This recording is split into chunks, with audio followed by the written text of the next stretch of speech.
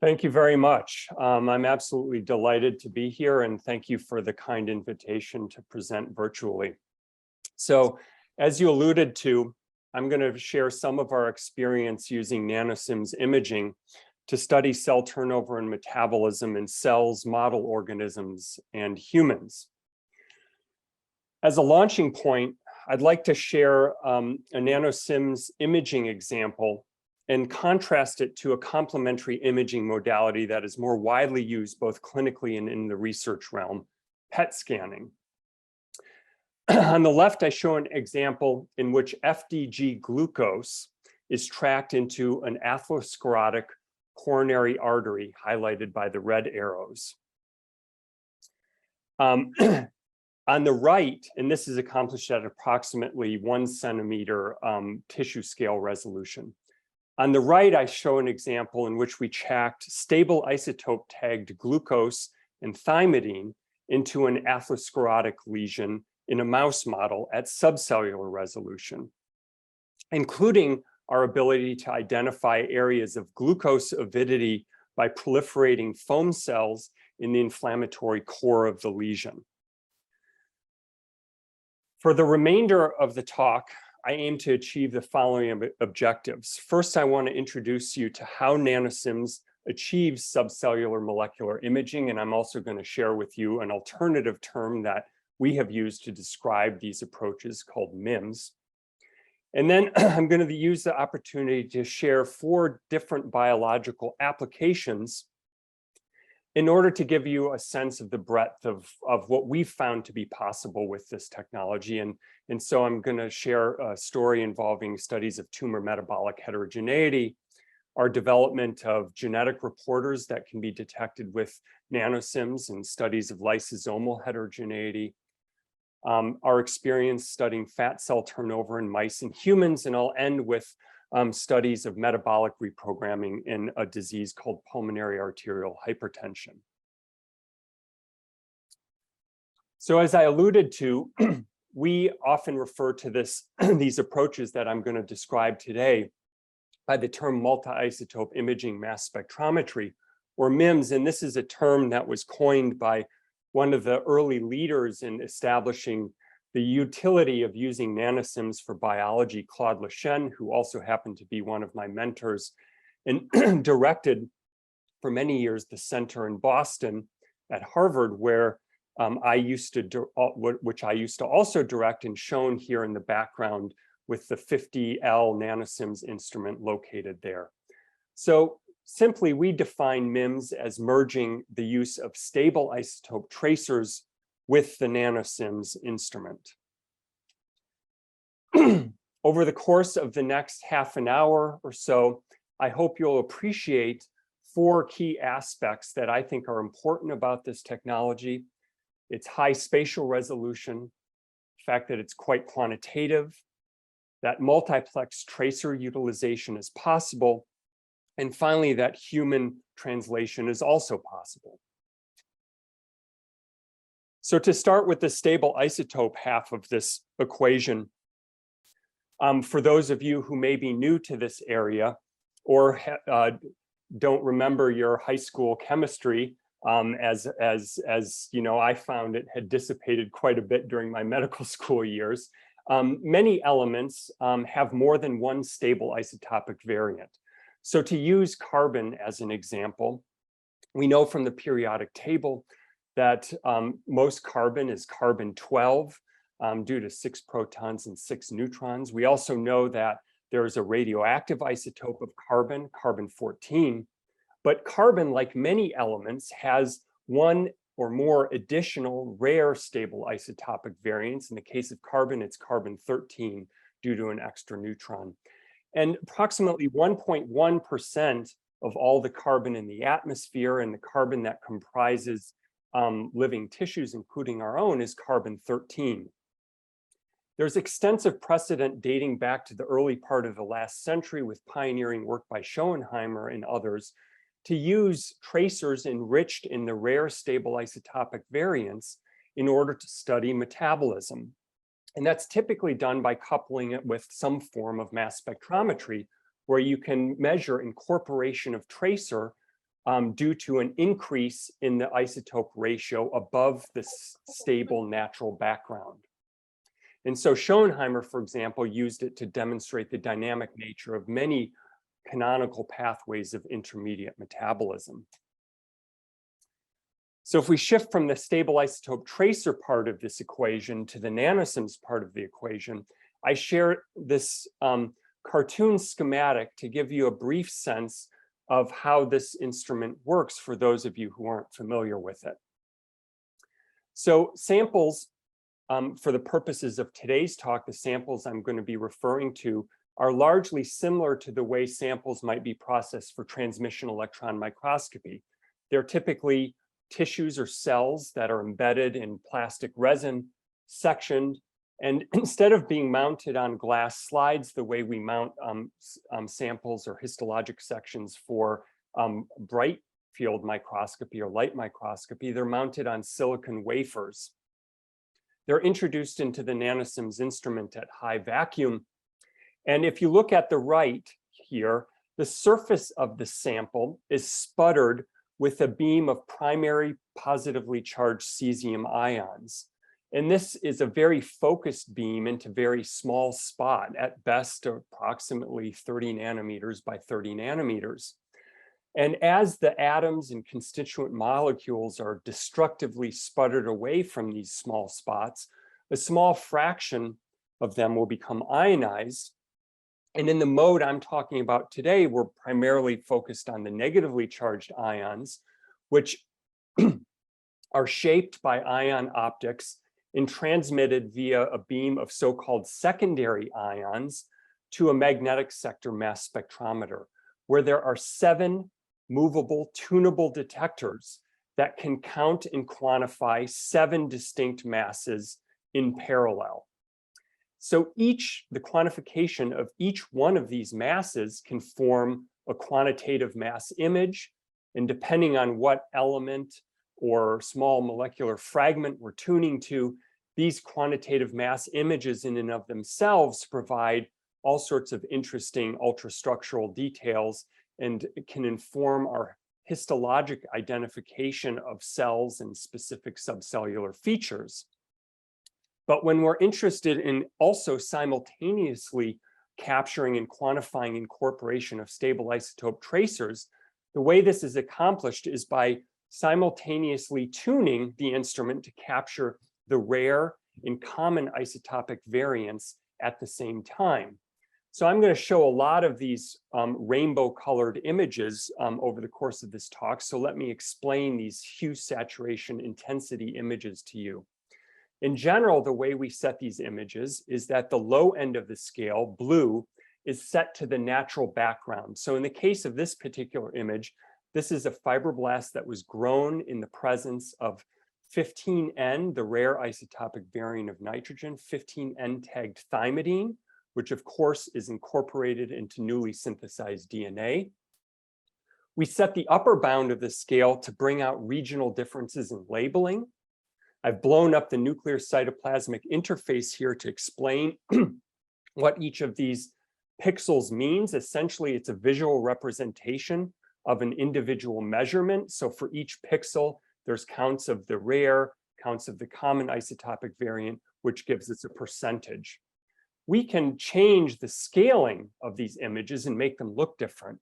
But at the end of the day, the data is the data, and the underlying counts, which we can extract and display in all sorts of graphs, is unmodified by these scaling changes. So that's an important point.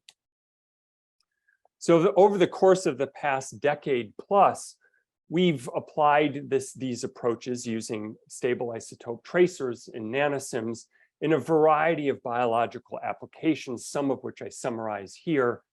They can be broadly grouped into these 4 categories: studies of DNA synthesis and cell turnover. We've looked at substrate utilization, including by tumors, which I'll show today.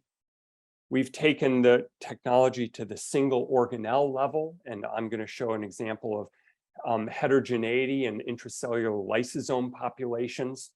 And then, of course, we've taken advantage of the fact that these are non-radioactive innocuous tracers There's extensive precedent of using stable isotope tracers with other forms of mass spectrometry in humans. And so we've built on this and successfully translated this technology to humans. So now I'm going to shift gears and give you sort of 4 different applications or vignettes to give you a flavor for what is possible. And I hope this gives you some ideas. And so the first vignette I'm going to share is our studies of tumor metabolism. At the outset, one of our goals was just to define the degree of tumor metabolic heterogeneity. There had been many hints from, for example, PET studies that there seemed to be variability in metabolic function within tumors. And of course, most of our knowledge about tumor heterogeneity comes from advances in single-cell genomics over the past number of years, where we now understand that there's a great degree of genetic heterogeneity and transcriptional heterogeneity within individual tumors. But getting at function has been more challenging. And in ongoing work, I'll share some insight to this. We also want to understand what is the functional significance of any observed metabolic heterogeneity that we find.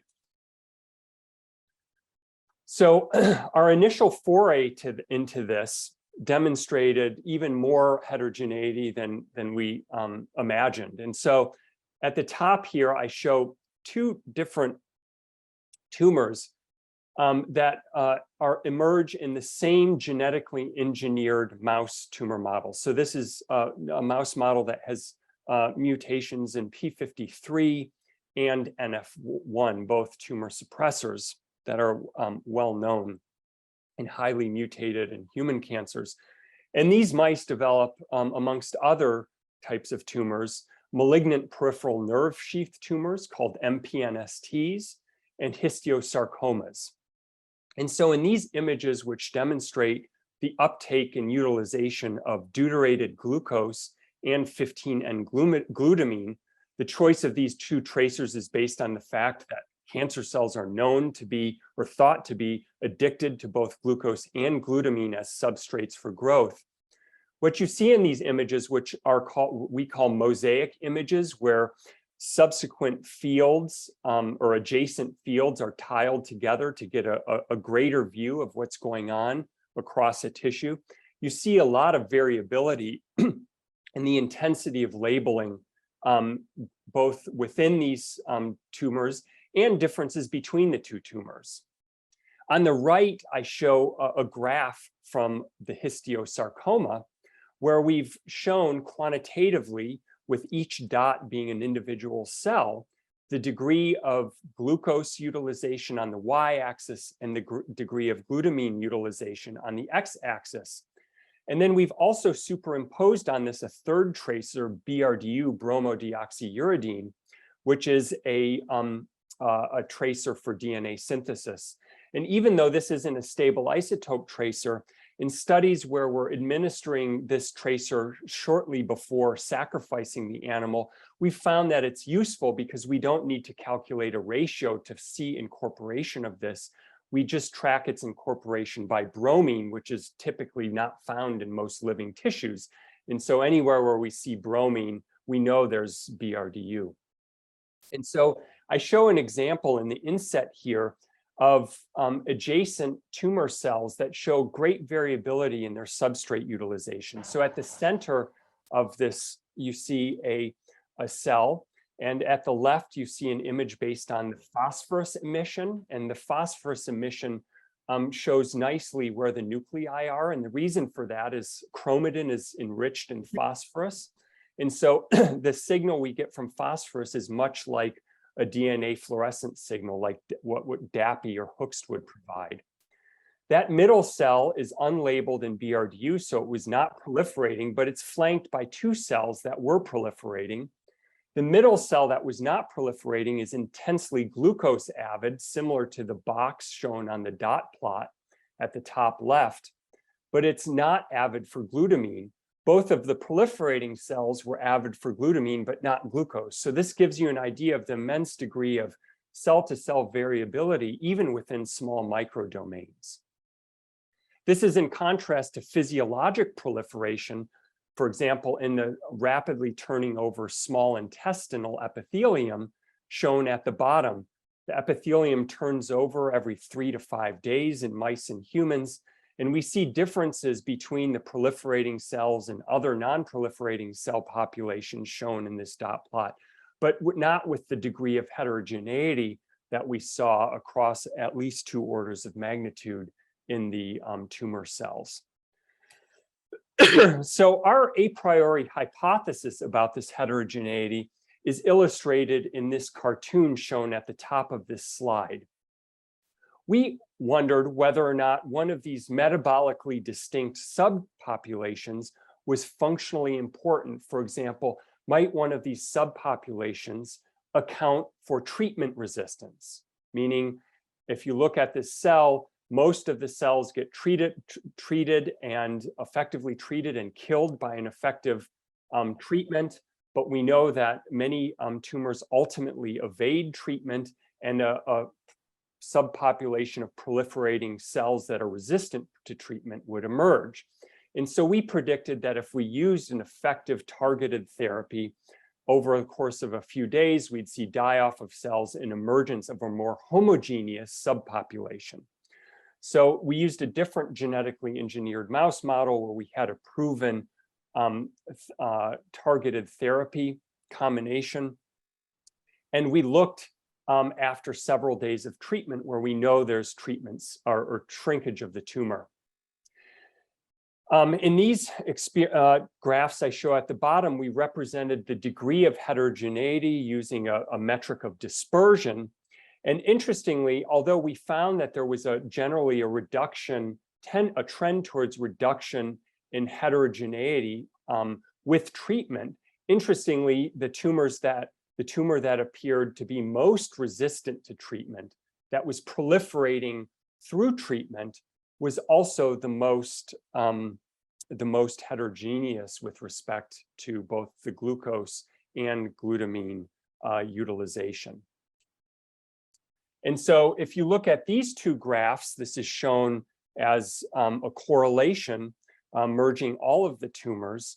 Indeed, the most proliferative tumors tended to be the ones that were the most heterogeneous, even after treatment. And so we have refined what is our ongoing working hypothesis that we're trying to continue to study both in murine tumor models and in translational human studies.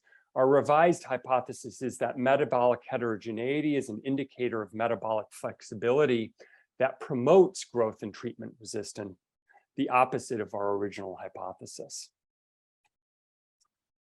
So I'm going to shift to the second vignette, and this is our early experience studying variability in protein age in individual intracellular lysosomes.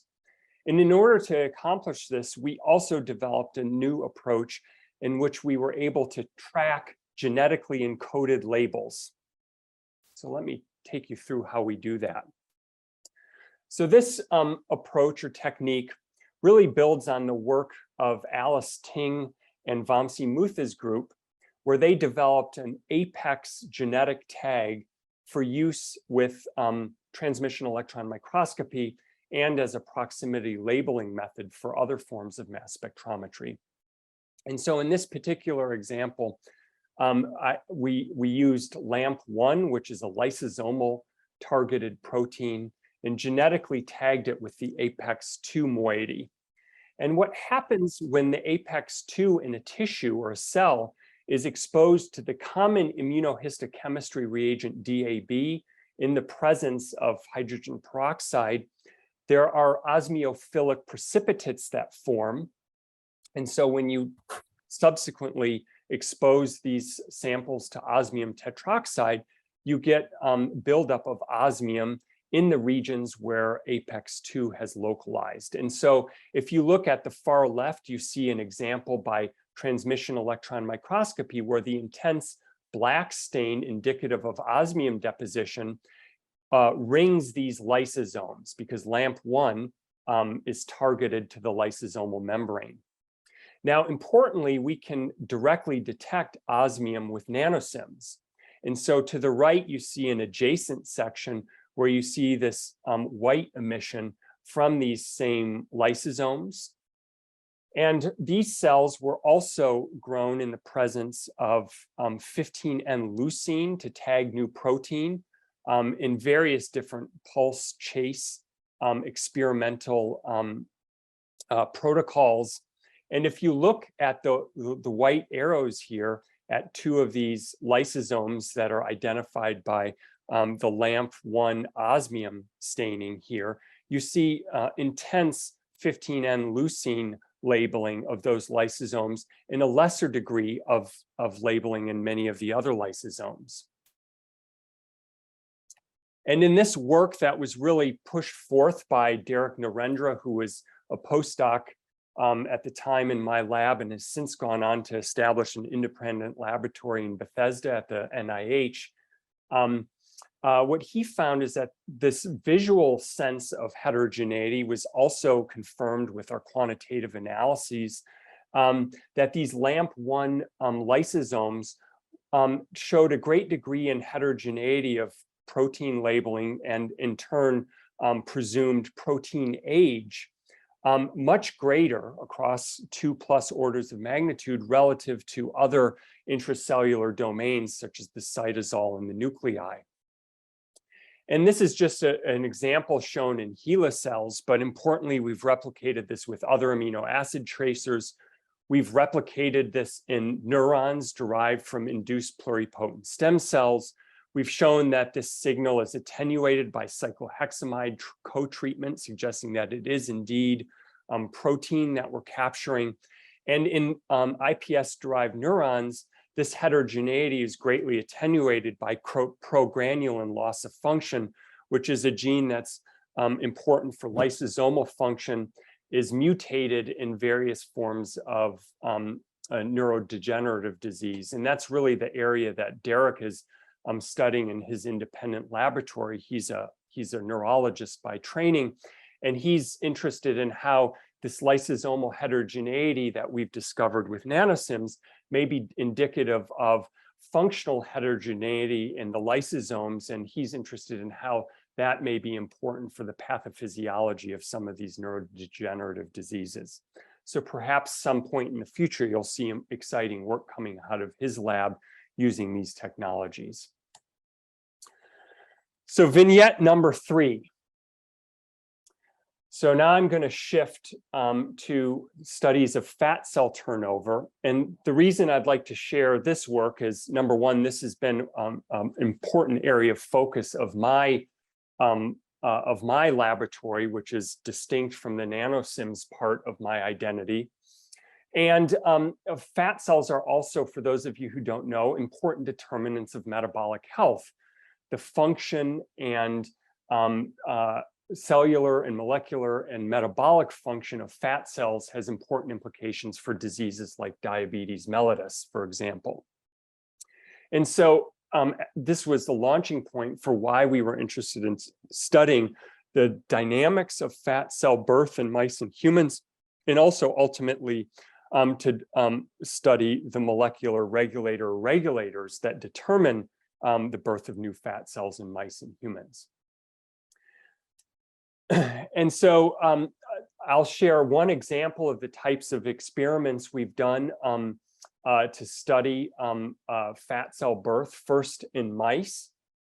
And so this is an example of an experiment we did in adult mice. And here we really took advantage of the fact that that the stable isotope tracers really are innocuous. So we administered 15N tagged thymidine to adult mice continuously for 8 weeks.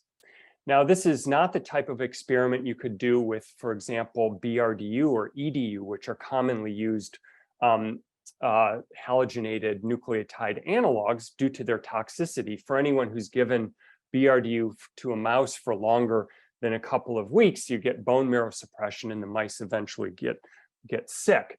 And so the advantage here is that the stable isotopes are innocuous and seamlessly integrated into the biochemical pathways in these cells and tissues. And so on the top, you see an example of a fat cell that's been labeled with 15N thymidine. In the middle, you see this phosphorus image I told you, where you see this sort of punctate pattern corresponding to the chromatin, which condenses at the periphery of the nuclei.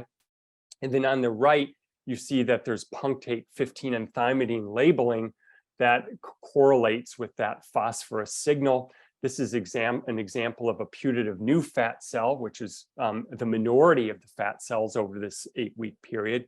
And below, an example of a putative unlabeled or pre-existing fat cell. And what we found in this initial experiment is that birth of new fat cells in the subcutaneous fat located directly under the skin, which is thought to be the more metabolically healthy fat depot, was very slow, an order of magnitude lower than the more toxic visceral fat depots. These are the fat depots that are located around the organs and can contribute to sort of this pattern of abdominal adiposity or obesity that you often see in some people. And so this was an interesting finding for us, and in data I'm not going to show, we've gone on to show that this impairment in fat cell birth in the subcutaneous depot, in the predilection for fat cell birth in the visceral depot, is a predictor or important determinant of metabolic health, at least in mice. So we also did a corollary experiment, and the reason I want to really share this experiment is for two reasons. One, we found an unexpected finding that we've gone on to study in the lab mechanistically. And this is the type of finding that we never would have predicted before if we hadn't done a NanoSIMS experiment, number one. And secondly, it also illustrates the quantitative nature of the methodology. So in the prior example, I talked about labeling as a dichotomous variable. New fat cells are 15 and thymidine labeled. Pre-existing fat cells are 15 and thymidine unlabeled. But that really doesn't do the methodology justice. So in this experiment, we did a classical pulse chase study. I labeled mice starting just after birth for the first 8 weeks of life, sacrificed some of the mice at that point, and then a subsequent cohort of mice was allowed to mature for an additional 18 months, which takes the mice into near old age. A 20-month-old mouse is pretty old. And so during this 18-month period, a year and a half, no additional label was given. And so then we looked at the distribution of labeling at the end of the 8 weeks and then at the end of an 18-month chase period. And in the interim, what you see is that the fat cells have grown bigger, as shown in this 18-month chase mosaic image, where we've cobbled together adjacent fields to show an larger region of tissue. Fat cells have gotten bigger, and you can, I hope, appreciate that the frequency of the punctate labeling that you see on the leftward image has gone down. So the way we extracted this quantitative data was as follows. A blinded observer, blind to both the fat depot and blind to the age of the mouse, went through and identified all the fat cell nuclei and then all the nuclei that were non-fat cells in the so-called stromovascular fraction of fat tissue. These were all selected, and the quantitative data was extracted, and we graphed the quantitative data as a histogram of sorts here. So to orient you, on the top row, we have the visceral fat. On the bottom row, we have the subcutaneous fat. And then on the left column, we have the stromovascular cells. On the right column, we have our fat cells. And an important point to note here at this time is that our new fat cells are born from a stem-like progenitor cell that resides in the stromovascular fraction. So the concept was that you have the stem-like cell which divides in the stromovascular fraction and then differentiates into a mature fat cell in the adipocyte fraction. So to orient you to each of these graphs, the pulse histogram is the red line, and the chase histogram is in blue. And in the stromal vascular fraction, you see a downward shift in the distribution in both fat depots, consistent with ongoing turnover of these fat cells. You get dilution of signal with each round of cellular division that occurs. And we saw a similar downward distribution, but to a lesser degree, in the fat cells in the visceral depot. Interestingly, in the subcutaneous depot, we saw this initially what we thought was a very strange pattern of reverse label dilution. That is, during a period of label-free chase over 18 months, the labeling distribution was shifted upwards instead of downwards. And so at first I thought we must have somehow switched samples or something like that. But importantly, these adipocyte cells come from the same samples as the stromal vascular. It's the same section. So switching the samples was impossible. And we went back and verified that that was not the case. So we asked the question, what could possibly account for this sort of reverse dilution of label? And we considered a couple of different possibilities. The first possibility, which we thought was likely the most likely possibility, is that some of these stem-like progenitor cells in the subcutaneous depot were differentiating into new fat cells without undergoing a round of self-renewal or division before they differentiated. So instead of the diluting effect that we normally would expect, they were just bringing all of their label from one cellular fraction to the other cellular fraction. Of course, a more trivial possibility is that the unlabeled fat cells were preferentially dying and creating a sort of artificial upward shift in the distribution. So we did some statistical modeling with the quantitative data. And what we found, at least with this modeling, was that the only way we could explain the distributions that we found, at least statistically, was with a model in which, at least in the subcutaneous fat depot, a high percentage of the differentiating stem-like progenitor cells were not undergoing a round of self-renewal prior to differentiating. And that's an important point biologically, because if you don't self-renew before you differentiate, this would tend to result in exhaustion of your stem cell pool. And so this has led to a whole new set of studies that my lab has undertaken to understand whether stem cells located in fat depots become exhausted as a function of aging.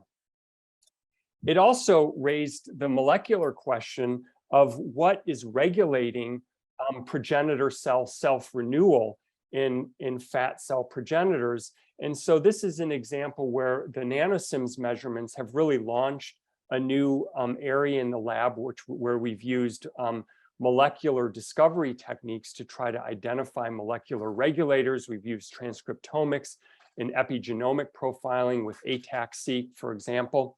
And we've used this to identify a transcription factor called NR4A1 that's highly expressed and in fat cell progenitors. And we've gone on to show that this transcription factor is very important for controlling progenitor cell fate. It's constitutively active, and we've shown in vitro studies shown here, and subsequently in vivo studies that I will not show, that the constitutive activity of this fat cell progenitor transcription factor impairs self-renewal of these stem cells and prevents them from turning into new fat cells.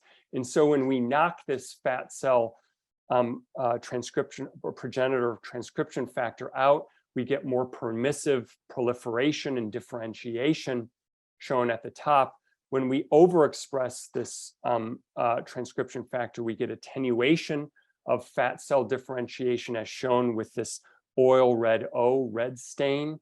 And if we express a transcription factor where we've knocked out the DNA binding domain, we attenuate that effect. And so this really has demonstrated that this is a transcriptional regulator of a self-renewal defect that we identified with NanoSIMS.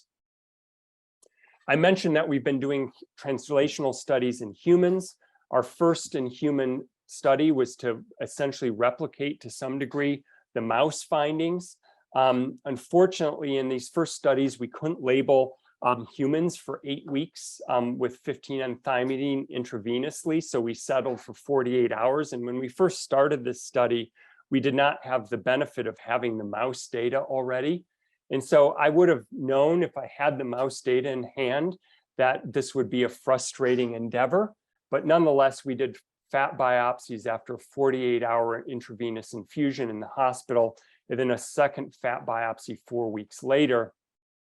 And although we were able to find labeled cells confirming that our labeling protocol was effective and demonstrating proof of concept, we found no labeled fat cells. And this really gets at the point that the fat cells are turning over so slowly in the subcutaneous fat depot. And the throughput of NanoSIMS is a limitation, which I'll get to again later. This really underscores that we just couldn't study this problem with this specific approach. And so there's two ways you can solve this problem, of course. One way would be to administer the tracer for 8 weeks, the way we did in mice. Another way is to improve throughput at the level of instrumental analysis, and we've made some strides in increasing throughput.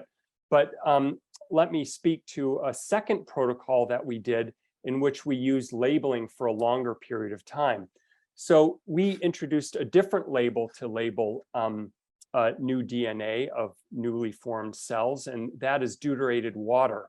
Now, of course, water is substrate for all sorts of biosynthetic reactions, including accessing de novo synthesis of nucleotides, which get incorporated into DNA. But you, of course, might say, well, water is incredibly nonspecific, which it is.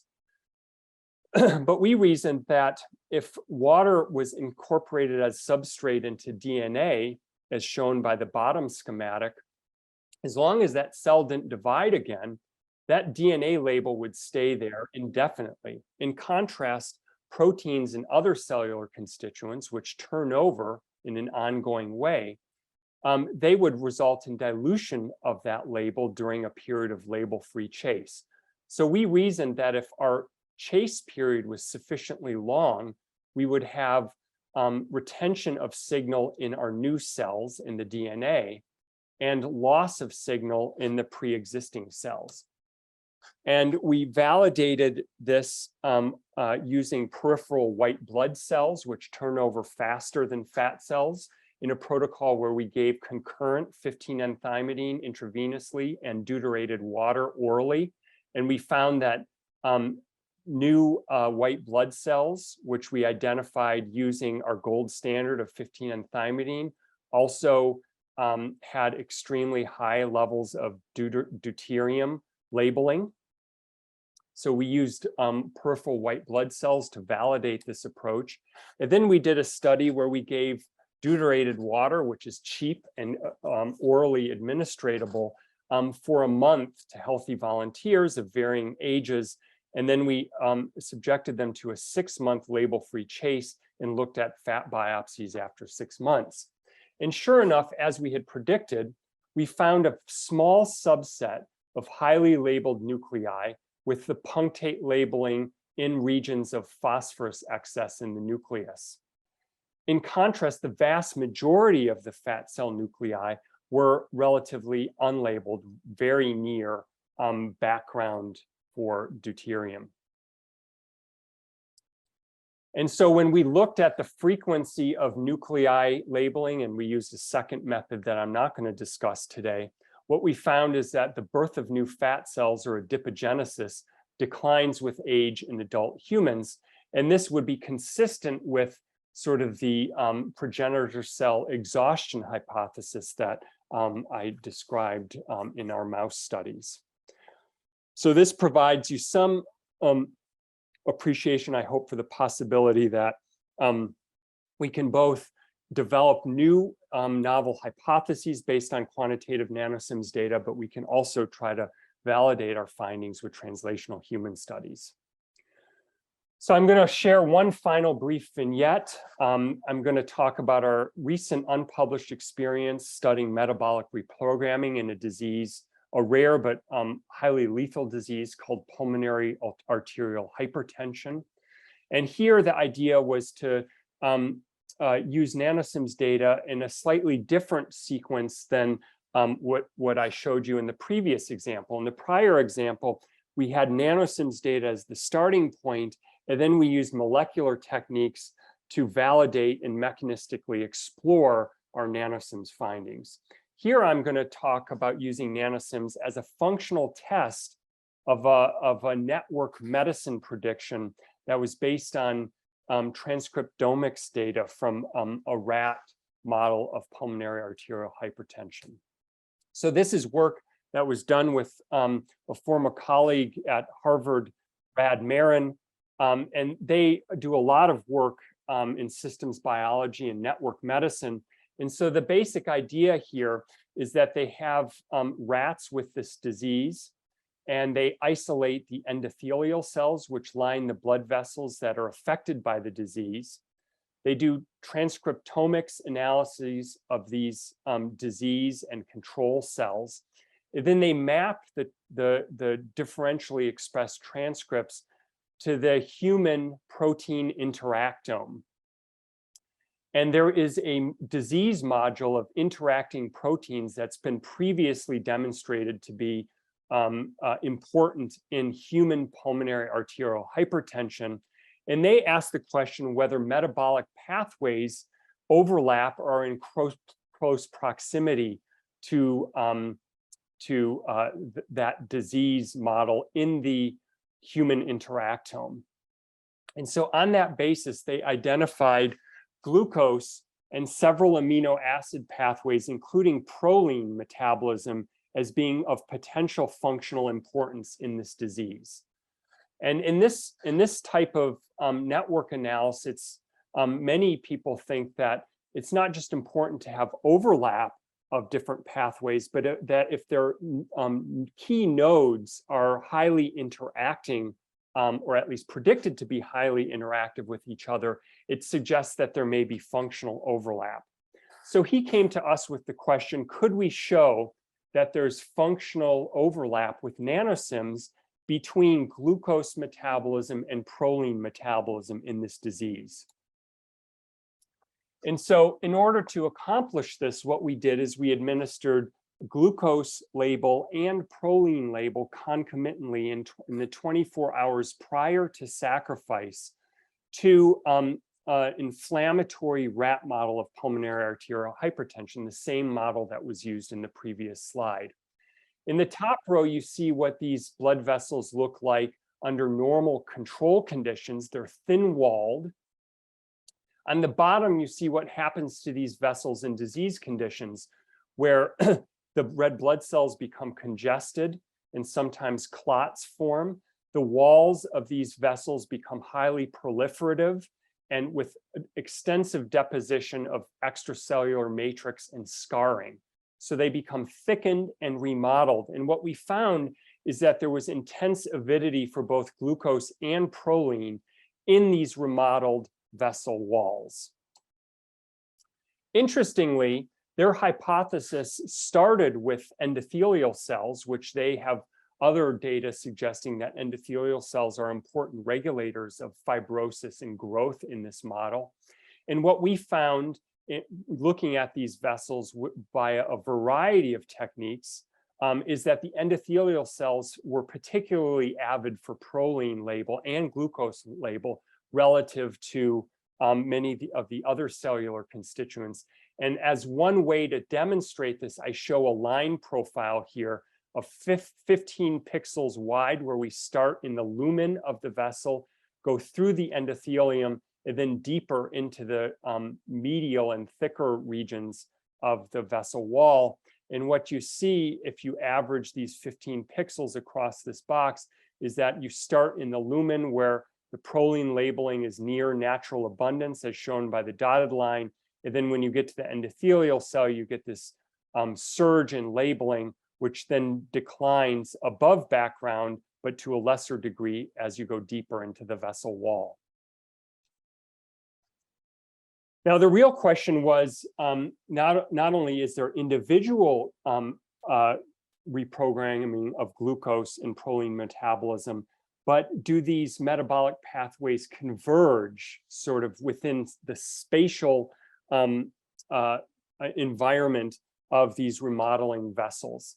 And so what we appreciate when we look at these images, this is at the top left, this image of the vessel wall shows this undulating bright elastin band through the vessel wall, and at the top left are the red blood cells in the lumen of the vessel. We see nuclei in this top right image as the bright yellow here. And if you look in the labeling images at the bottom, what you see is that many of the punctate hotspots for glucose labeling throughout the vessel wall are also intense regions for proline. Of course, there are some distinct punctate that are just labeled with one or the other. And what we found when we looked at the cellular level across the endothelial cells, which was the cell of interest, is that under control conditions, there isn't much correlation between these labels. But under experimental disease conditions, these two labels become correlated, consistent with convergence of these two metabolic pathways, and also consistent with the predictions made by the network medicine. So I've covered very quickly 4 different vignettes for you today. And just to summarize the 4 vignettes, I hope you appreciated that our tumor studies demonstrate cellular subpopulations of functionally important metabolic outliers, analogous to what has been discovered with single-cell genomics methods. These very small subpopulations of metabolic outliers would never be appreciated if you were using methods at tissue scale resolution, either bulk analysis or something like PET scanning. I've shown lysosome level metabolic measurements that extend this heterogeneity concept to the single organelle level within cells. I've shown with our fat cell turnover experiments the possibility of human translations and how NanoSIMS measurements can unexpectedly inform subsequent multi-omics discovery projects. And lastly, I hope you appreciate that we've demonstrated metabolic reprogramming in pulmonary hypertension, demonstrating the converse path of using NanoSIMS functional measurements as a readout or test of predictions from orthogonal molecular studies. So what are the lessons learned and future directions from my perspective? I think NanoSIMS clearly enables multiplex quantitative imaging of stable isotope metabolic tracers down to single organelles. However, it's important to note that NanoSIMS is not a high throughput analytical platform. And therefore, for the applications that I have shown, they only become possible if analytical parameters are calibrated to the specific biological question. So what I mean by that is we often do not operate with the highest and most ideal analytical specs, meaning the highest spatial resolution, which at best is down to approximately 30 nanometers, and with maximum accuracy and precision, because that really comes at a huge with a huge throughput cost. So we calibrate this in context of our statistical need, the N of cells, N of model organisms, and N of human subjects, recognizing that we often dope the system with sufficient stable isotope tracer that we don't need the level of precision that many other applications, for example, in cosmochemistry or material science need with this methodology. So we're really focused on applications where the biological question is largely inaccessible with other methods, where the spatial resolution that NanoSIMS affords is critical, or in vivo cell biological questions in humans, where it only becomes possible because NanoSIMS can be merged with the innocuous characteristics of stable isotope tracers. So with that, I'd like to acknowledge all the people who helped with this and the funding agencies. In particular, I'd like to highlight Christelle Guillaumière, who I've worked with for many years and has now taken over direction of the Brigham and Women's Hospital Harvard Center for Nanoimaging. She's been a great partner over the years. And with that, I'll take any questions.